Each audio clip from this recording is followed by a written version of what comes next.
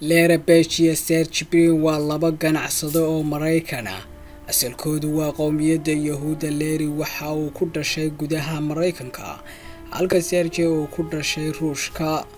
Waalidiintiisa ayaa u soo guuray Maraykanka isagoo 6 jir ah. Waxa ay ku kulmeen jaamacadda Stanford iyagoo arday ah oo diyaarinaya shahaadada PhD-da sanadkii 1998.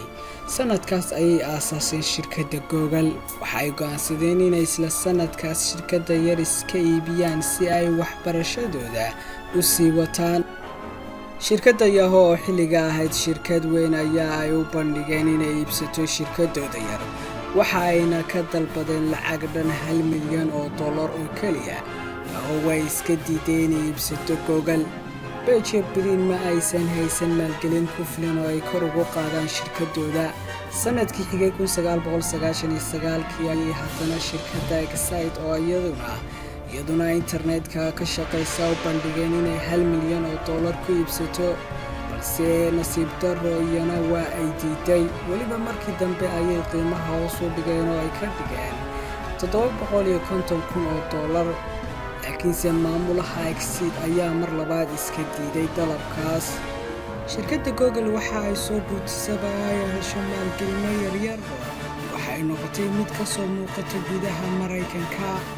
sanadkii 2003 ayay haddana Page iyo Brin Yahoo u soo bandhigeen inay $5 bilyan ku iibsato Google.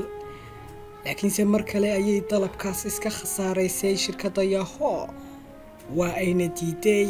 maanta Google waxa ay ka mid tahay 4 shirkadood ee ugu ballaaran ee tiknoolajiyadda ka howlgala caalamka oo idil. qiimaheeda suuqa waxa uu kor u dhaafayaa $700 bilyan. waxa ay ka mid tahay 4 shirkadood ee ugu qiimaha sareeya dunida.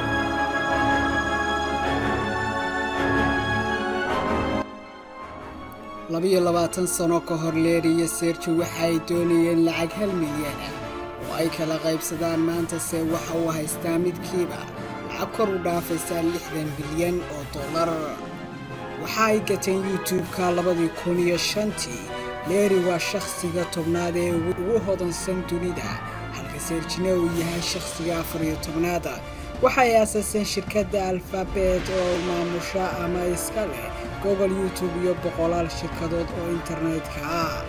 waxayna ka mid yihiin shirkadaha ugu qiimaha sareeya dunida waqtigan. waxaa lagu qiimeeyaa in ka badan $860 bilyan.